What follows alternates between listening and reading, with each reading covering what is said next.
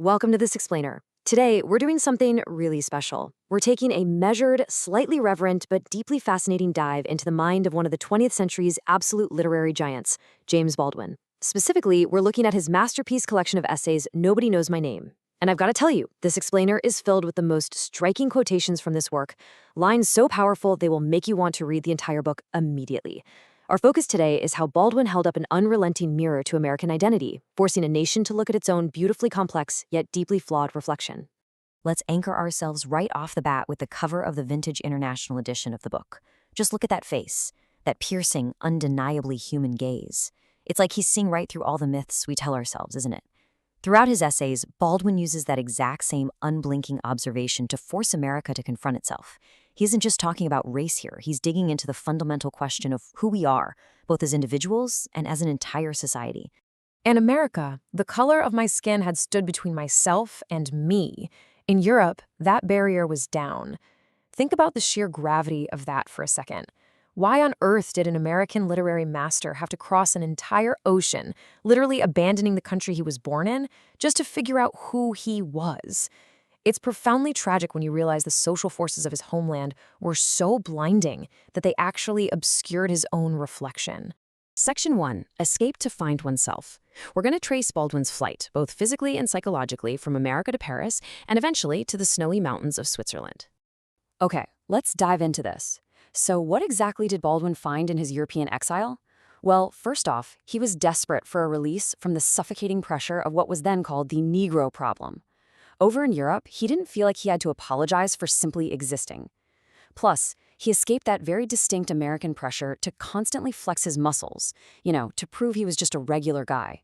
And by living in Paris, surrounded by people from all walks of life, Algerian taxi drivers, Egyptian bankers, you name it, he completely shattered his own preconceptions. He finally had the ultimate freedom, the mental breathing room to reconsider literally everything he had taken for granted. But maybe the most fascinating part of his exile happened when he retreated to the freezing alabaster mountains of Switzerland. He took with him just a typewriter and 2 records by the legendary blues singer Bessie Smith. And listen to this. It was Bessie Smith, through her tone and her cadence, who helped me to dig back to the way I myself must have spoken. She helped to reconcile me to being a nigger. It was her voice echoing in that remote, snowy European landscape that helped him find his own. Paradoxically, he had to be thousands of miles away from home to finally reconcile with his identity as a Black American. But havens, no matter how peaceful they seem, are always temporary, and they come with a steep price tag. Baldwin notes that the cost of a haven is deluding yourself into believing you've actually found one.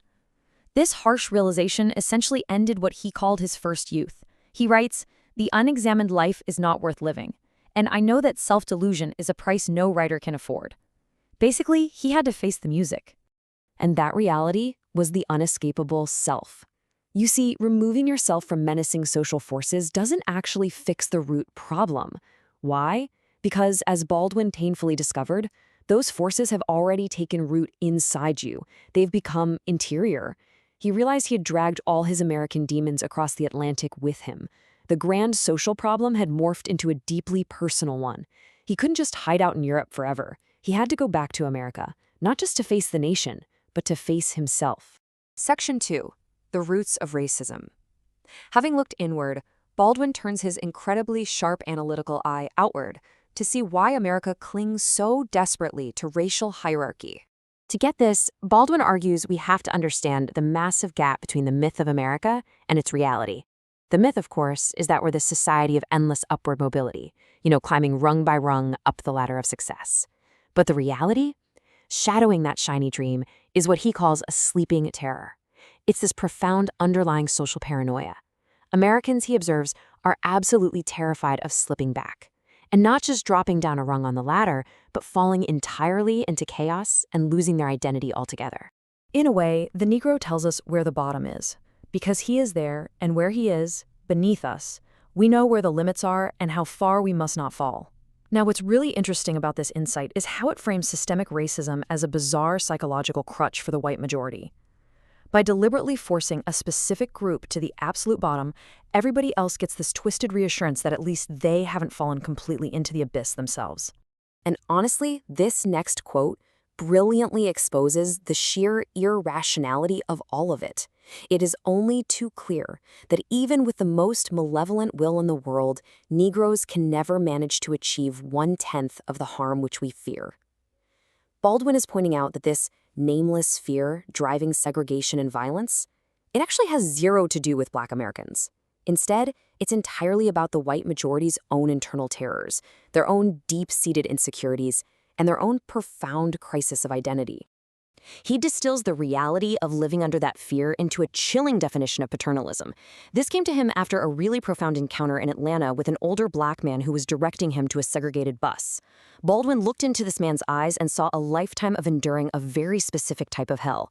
Paternalism is the hell of never owning anything. Not a house, not a wife, not a child, that couldn't at any random instant be arbitrarily snatched away by the power of the white majority. That is the true lived experience of it. Section 3, the toll of integration. It's time to bring these philosophical arguments down to earth and look at the visceral, immediate horrors of desegregation in the Deep South. Baldwin shares this truly heartbreaking story of a 15-year-old boy he just calls G. G was one of the first Black children to integrate a Southern high school. In the morning, his mother bravely sends him off with the words, "I'll be there when the cutting starts." Can you imagine? When he arrives, grown white students have literally formed a physical wall blocking his way and screaming vicious insults. When he finally gets inside, escorted by the principal, G spends the entire day in complete and utter isolation. We really have to pause here and think about the nearly incomprehensible bravery it took for this child just to go to math class. When Baldwin actually got to interview the boy, he asked him what he felt when the mob blocked his way. I asked him, "What did you feel when they blocked your way?" G looked up at me, very briefly, with no expression on his face, and told me, "Nothing, sir. Take a moment and just let that sink in." It's a tragic testament to the heavy armor of silence and emotional detachment this 15-year-old kid was forced to wear just to make it through the school day. Baldwin noticed that G managed this impossible tension through what he called fanatical concentration. G held his pride, his silence, and his schoolwork right in the very center of his mind. Those were quite literally his only weapons against a completely hostile society. But Baldwin rightfully asks us to consider the invisible toll this takes. What happens to the soul of a child when society forces them to carry its absolute heaviest, most irrational burdens? And this leads to a dreadful paradox that Baldwin saw time and time again. Despite the systemic suppression, despite the absolute terror, the Black individuals he met, people like G or that old man in Atlanta, were often infinitely stronger than the people oppressing them. He writes, "This failure to look reality in the face diminishes a nation as it diminishes a person. The country burns so much energy looking away from the facts of its own life, and in doing so, it just completely stunts its own growth." Section 4. Our shared American destiny. Let's pivot to the future and explore Baldwin's ultimate vision for reconciliation and a newly defined nation. Baldwin totally understood that progress is terrifying. Any real change implies the breakup of the world as one has always known it, the loss of all that gave one an identity, the end of safety. True freedom means we have to surrender our most cherished illusions. For white Americans, it means letting go of that psychological crutch of racial hierarchy. It's a deeply painful, frightening step, but it is absolutely necessary if the country is ever going to mature. And this brilliantly illustrates his core thesis. The one thing that all Americans have in common is that they have no other identity apart from the identity which is being achieved on this continent. Baldwin sees the connection between all people living in America as completely inescapable. We can't look to Europe, we can't look to Africa to define who we are. Our identity is being forged together right here in the crucible of this continent. Which brings us to this final, incredibly powerful metaphor. This is a wedding. Whether I like it or not, or whether you like it or not, we are bound together forever. We are part of each other. What a beautifully blunt assessment of the shared destiny of Black and white Americans. We are locked in a marriage. The fate of one is inextricably tied to the fate of the other. And ignoring that reality, it only guarantees mutual destruction. Embracing it is our only real path to freedom. Which leaves us with a provocative thought to end on. If the artificial walls of our shared history must come down, what are you doing today to shape our unified identity? It's a question James Baldwin demanded his readers answer decades ago, and man, it rings just as urgently today. I urge you to seek out Baldwin's original essays. His brilliance, his pain, and his hope are vital reading. Thank you so much for joining me on this explainer. Before you go, Which quote hit you hardest? Comment below and be sure to subscribe for more literary insights. Keep learning.